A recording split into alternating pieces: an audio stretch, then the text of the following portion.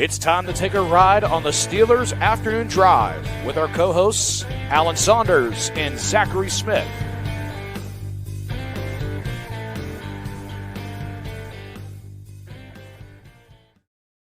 Welcome back to another episode of Steelers Afternoon Drive. I'm Zachary Smith. That is Alan Saunders. Alan, how are we feeling?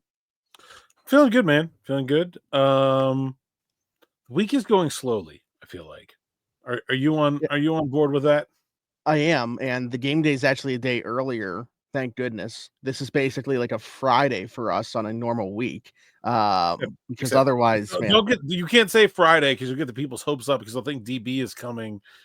Oh yeah, that will come on actual Friday, not game week Friday. I'm sorry. You're not about to hear a third voice for anybody that's on the audio platforms. Yeah, just Alan and I today. DB will be here tomorrow to give our predictions. Hopefully not for the last time this season, but Alan, being that it is today operating as a Friday, if it were a game on Sunday. Before we talk about anything that matters, very quickly. I was looking through pictures today, looking for a photo to put at the top of a story or something like that. And I noticed that it's been a while. Like the Ravens have worn like a whole bunch of different uniform combinations in their last like 6 or 7 games against the Steelers. They have not had one kind of look that they go with against the Steelers. They wore all purple when we were in Baltimore a few weeks ago, but not their color rush, which has gold numbers, right? Just their regular tops with purple pants. Last year, they wore black tops and white pants. They've worn all black before. What when you think of the Baltimore Ravens, which uniform pops into your head? Definitely purple jersey. I mean, I prefer the black, but I would say definitely I think of Ray Lewis, Ed Reed, and the purple jersey. But as far as the pants and the helmet, they always have. They did have an alternate helmet this year, but they've always that. Yeah, that's true. I have that new helmet stuck in my mind. Yeah, it's ugly. Yeah. The one I really dislike. I don't like the purple over the black. Purple jersey with black pants. I don't like that, and I don't like the head to toe purple very much either. Yeah. I think purple and white is a good look for them. Why is a team called the Ravens primarily purple? Like, shouldn't they be primarily black? Yeah. They're Ravens. I've never seen a purple Raven. I mean, they do have like a bit of an iridescence going on. That would be cool if they had like an iridescent colored uniform or a helmet. Yeah, that would be like.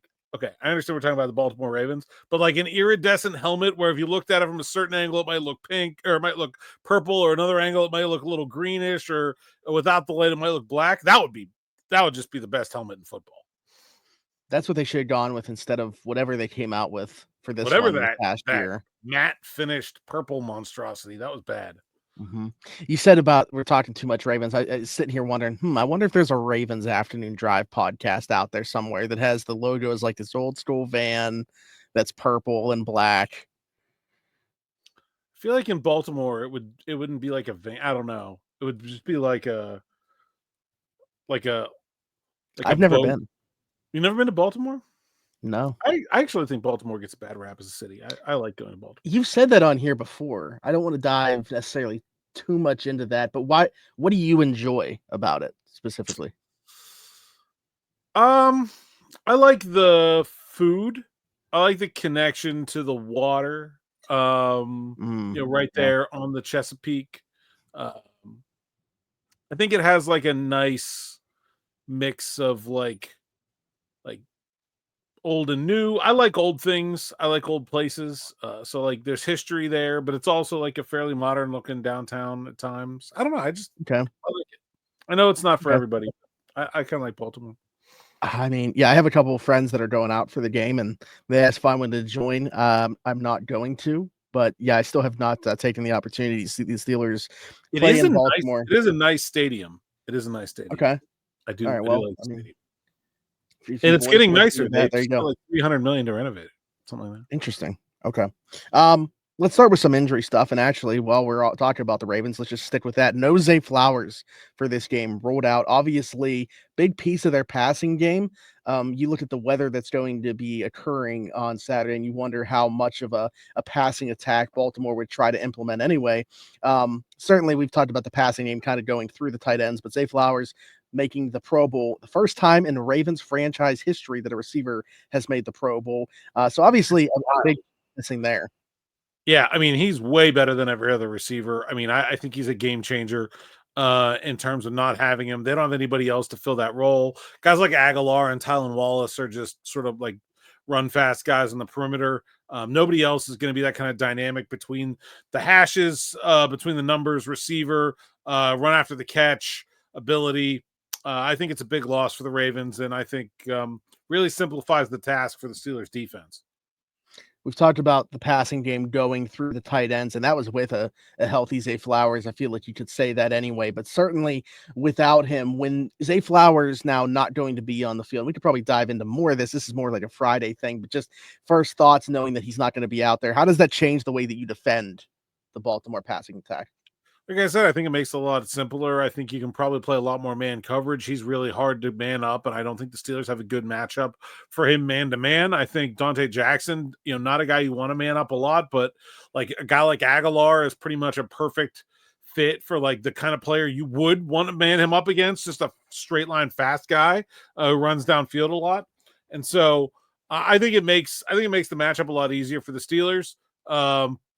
Obviously, I think Baltimore will try to throw the tight ends more, but if you're playing more man, I think covering the tight ends gets easier too. So I think there's a lot to like about this matchup for the Steelers defense, especially without Zay Flowers. Joey Porter Jr. and Rashad Bateman just seems like that will probably be the matchup then, and probably would have been. I think, even if Zay Flowers was in there, would be curious to see how they would go about that, because I think you can make the argument for that to be Joey's matchup anyway. But yeah, as far as the tight ends go, probably see a lot of Deshaun Elliott in that role. The linebackers, I guess. Minka Fitzpatrick would be interesting to see how they deploy him in that regard as well. Obviously, we've seen him have his battles with Mark Andrews over the years. So yeah, Zay Flowers obviously massive on that side of the equation. On the Steelers side, something to monitor, as we've mentioned throughout the week, is this whole thing going on with Mason McCormick. A friend of the show, Nick Faribault, putting out some clips. Spencer Anderson getting some work with the ones. What do we make of that? Do we think there's a realistic chance at Spencer Anderson over Mason McCormick on Saturday? Yeah, I do. I think reading the tea leaves here, I think that is actually the likely outcome with Mason McCormick listed as questionable. The Steelers also listed Calvin Anderson as questionable. He's been on the IR with that groin injury since mid-December. They also released Scotty Miller without announcing a corresponding roster move. So Spencer Anderson has been the only backup tackle on the 53-man roster since Calvin Anderson was injured. If Spencer Anderson's going to play guard, they need another backup tackle. Bring Calvin back from IR, and that solves that problem. So it certainly seems like the Steelers are preparing. I mean, taking a fairly drastic move in releasing Scotty Miller to be without Mason McCormick. I don't think they would have done that on a Thursday, nonetheless, if they didn't feel like they had to. So I would guess that we're not going to see Mason McCormick, even though he was limited all week and his list is questionable. It just seems like, kind of reading the tea leaves, that's not going to happen. Yeah, you mentioned Scotty Miller cut. Expecting the corresponding move would be getting Calvin Anderson back there. Donte Jackson, good to go. As you mentioned, the matchup that he could obviously have there. Also, no designation for Cam Heyward or Chris Boswell, who have been dealing with the flu throughout the week. And I didn't see another player added today, so that's good news. Nobody else, at least as of right now, sick enough where they're missing practice, but those two guys going to be good to go for the game too. Anything to add in terms of any of the injury stuff? MyCole Pruitt, no injury status, a full practice today. I was very surprised by that. I thought DNP headed the wrong direction, so he's good to go. That's good news. Donte Jackson, said he's good to go, and so it looks like a fairly full boat. Like I think people forget how banged up the Steelers defense was in that first Baltimore game. It's going to make a big difference having Elliott, Porter, Jackson, Minka being able to play his real position. I think they were out without somebody else in that game too. It was Larry. Did Larry miss that game? Larry. Yeah. It's a big deal to be healthy at this time of year. And with the Ravens missing Flowers, the Steelers aren't missing anybody nearly that important. I understand Mason McCormick's been a starter all year, but I don't think there's a huge difference between him and Calvin Anderson. McCormick's probably a better run blocker. I don't think in pass protection you'll see a big difference. Did I say Calvin Anderson? I meant Spencer Anderson. There's too many. Where's the petition to file to eliminate the duplicate names? We've got 2 Andersons.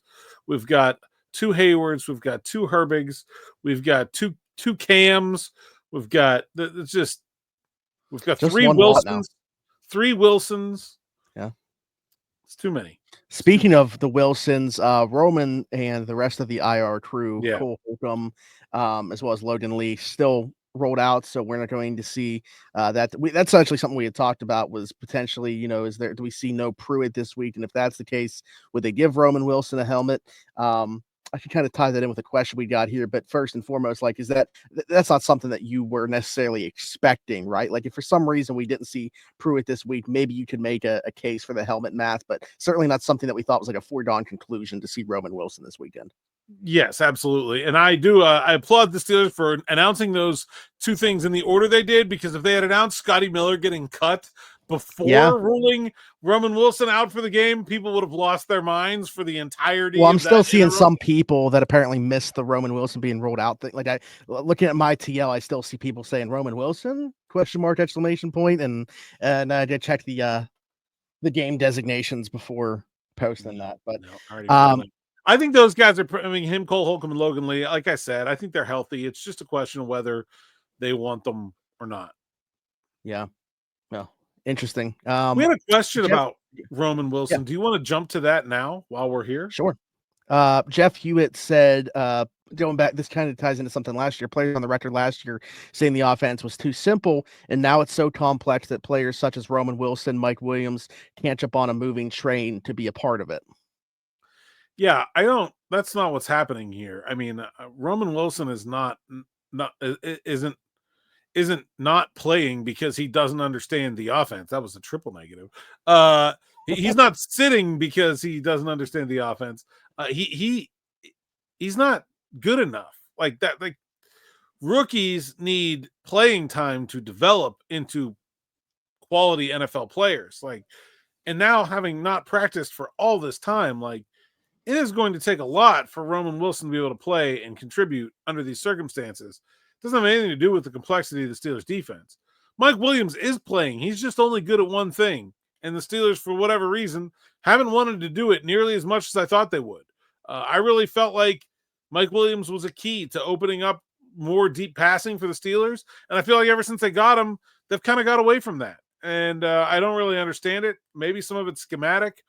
I feel like some of it is just that, for whatever reason, he doesn't seem to have the same level of trust that George Pickens does when it comes to Russell Wilson just throwing the ball up. He's a big, strong guy. He's been open enough. I don't know. He can't seem to get very involved, but it's nothing to do with his knowledge of the offense or inability to pick up what the Steelers are doing. That's not what's happening here. Yeah, it wasn't that long. Maybe it was last week. You had sent me something that somebody had asked us about that. And I don't know, going back to, I don't know if it was training camp or like before Roman messed up his ankle the first day in pads or when it was, but I know that somebody at some point had mentioned something with maybe the underlying reason that we weren't seeing Roman Wilson was him not grasping the playbook. That early on, right? Like when we're talking about his first training camp, like potentially, I don't know if people still thought that was a thing by the time that he had returned from the initial injury before he got hurt again, or what, but was there ever a case where you felt like that was the reason that he was being held back as opposed to like a physical limitation, or again, just being a rookie and not being quite good enough yet? Yeah, no, I never really got the sense that it was something that was like punitive or something that like he was unable to keep up with the playbook. Like, wide receiver playbook is not that complicated. Like, it's just not. Like, I think it'd be hard. Maybe you could make a case where like he doesn't know all the positions, so you don't want to dress him because like he doesn't have a lot of. But like, there's a very good chance that Roman Wilson is never anything other than a slot receiver. Like that's fine. Well, that's why There's something interesting here. I don't always do this, but I literally have the comments recent pulled up, just scrolling through here to see if there's anything else that I want to touch on. This is an interesting thing from Paid the Piper. They said, do you think that Roman Wilson not playing is just because of the role that Calvin Austin has jumped into? What I mean is, if Calvin Austin wasn't playing as well as he has and shown the flashes he has throughout the season, would we have seen Roman by now? Maybe. I don't know. Probably not. But like, if somebody got hurt, yeah, you might see Roman. But like, I just think that it's, I think people always overestimate how good rookies are, and it's very rare for them to contribute right away. And when they don't practice, it's pretty much impossible. And rookies that haven't played yet, it's the unknown, right? It's almost like why also everybody loves the guy they haven't seen yet, and then he plays 3 snaps. Like, well, I'll say this: there are lots of people. I don't want to say lots. There are people out there that are like saying that Roman Wilson was a bust because he can't get on the field, or that the Steelers shouldn't have drafted him because he can't stay healthy, because it's been teasing, right? It's been like, no one's saying that about Troy Fautanu, who has missed the entire season, but like, just because he's been out of sight, out of mind. So like, I just think this is all mental, like in people's heads about like guys they haven't seen play yet. Like, Roman Wilson will probably be fine, but also would not be particularly good if he has to play right now. Like, that's just the way it is with the rookies. So they get some reps under their feet. It's not like apples to apples, but I'm curious how much overlap there is there with the mindset of it being like an unknown is the reason why we're so intrigued by rookies until we actually see them get their feet wet and play, as well as like, it also seems like people just love the backup quarterback. And maybe especially like in the case of Justin Fields, where it's a guy that has started, you have seen some high-end flashes from and stuff like that. How much, overlap do you think there is with that idea? Yeah, a lot. Everybody always wants the guy like, people are just sick of watching people fail. Like, if you said to someone like, hey, this player that you've been watching fail, like, there is a 50% chance they're going to rebound this week and be better. The player that is behind them is like much worse. There's only like a 25% chance that they'll be better. People don't care. They just want to stop seeing what they're seeing. They just want change for the sake of change. And that's like psychology more than it is anything else. I loved this when I was covering baseball because nobody actually watches the minors. I mean, don't get me wrong, there are some fans that are like obsessed with the minor leagues, but like, for the most part, nobody knows anything about these guys that come up, and then they're like, why won't they call this guy up, and banging the table and getting mad? It's unbelievable that their players just trotting this guy out here. They got this. Meanwhile, the guy in the minors is hitting like 115, and it's like, what like, what are we doing here? Like, it happens all the time. Everybody loves what they're not.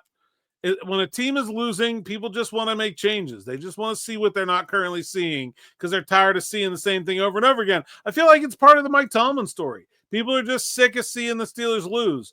They don't actually have any coherent complaints about the way things are being done. I mean, don't get me wrong, there are some, but I think there are some people that are just, they're losing. Fire the coach. Sick of it.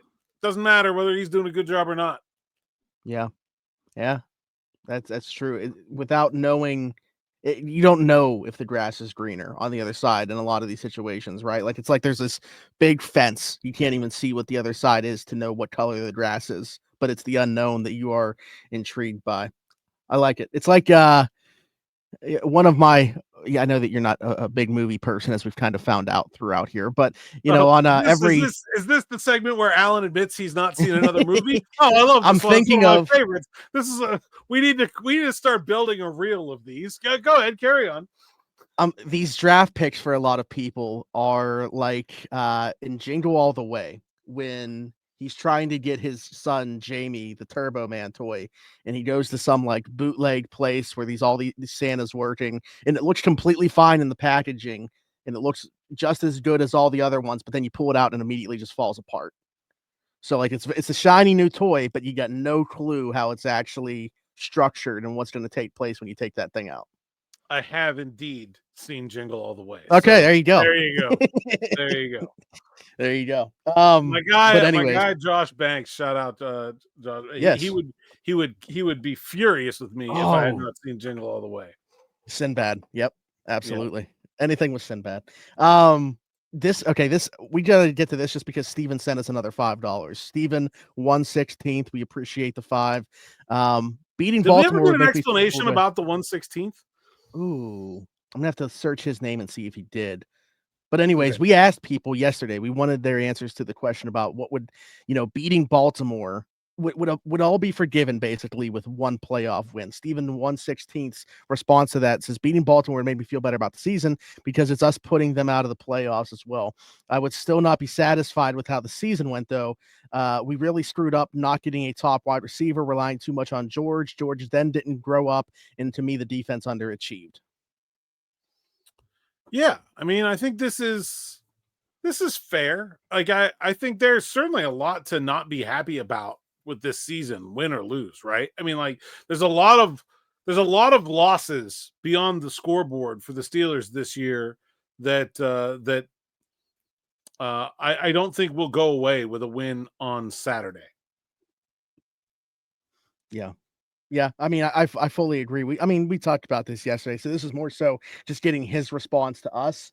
But yeah, again, like my concern, and this isn't necessarily me saying whether I really don't know how it's going to happen or what's going to happen, I should say. But if Russ goes out there and actually, this was a question that we got too. I don't know. We've kind of touched on this, but if Russ goes out there and plays well in this game, but they lose, or if he plays poorly in this game, but they win, could one of those two things change the way that they approach him this offseason, whether they want to commit to him long-term? Which one to you, like, obviously, I think because of the position he plays, you kind of have to isolate what he does in this game, right? Like him playing better, but them losing is probably going to make more of a case for bringing him back than if he plays poorly, but they win like 18-16 or something like that again. Process over results always. That was, I mean, that's the way it is for me. I think there's a lot of things out there that are beyond football that are like this. Like the Steelers can win the game and Russell Wilson can play badly, and I don't think that does. I will say this: if you win and play badly, at least you get another shot. At least you get another chance to make a better impression. If you lose, then you get no more chances. You have to stand with what you had. So I guess from that standpoint, the win is somewhat helpful. But man, like Russell Wilson is going to be evaluated on his play, not whether or not the Steelers win or lose. If they win, but he plays poorly, it's almost like he got a scratch off and he got another ticket. That's what he got back from the scratch off. Yeah. Yeah. I love when we can find these analogies. The last thing that I want to bring up here, this is a DM that I got, and I don't know what's up with these people's names, by the way. I'm going to go ahead and assume that this is not the music artist Petey Pablo that DM'd me this, but their name is Petey Pablo. Don't have the numbers in front of me right now, but we've been talking about once they got Watt, Herbig, Highsmith, and Preston Smith, all these guys back, that we would see more 3-edge stuff. I know Preston Smith got a sack against the other week. What was it in the Cincinnati game? Against Cincinnati, they just said the other week, in a similar package. But what have you seen from that? Do you think it's been effective? Have we not seen enough of it? Do you think that we'll see it against Baltimore?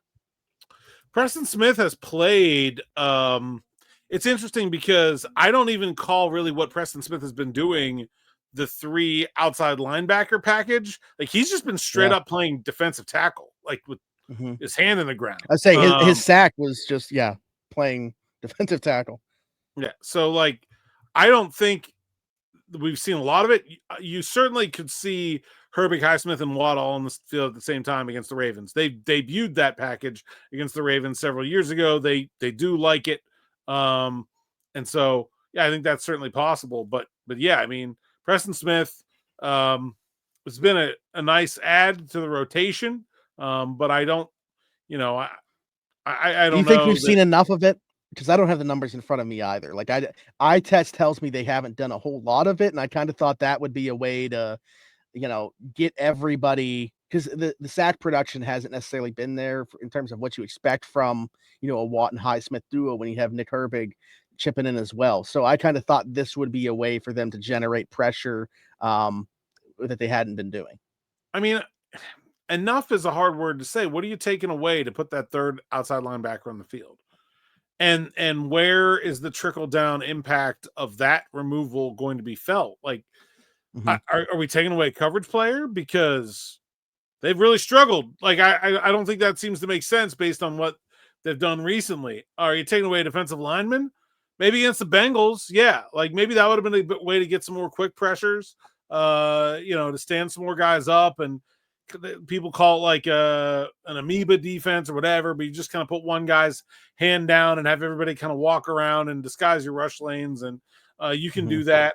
But like, I think the Steelers defense has been fairly uncreative overall. And so I think that like that is a generally fair criticism, but I have not seen a ton of snaps over the last few weeks where I'm like, where's the third linebacker here? Like, this is exactly now the Ravens might be it.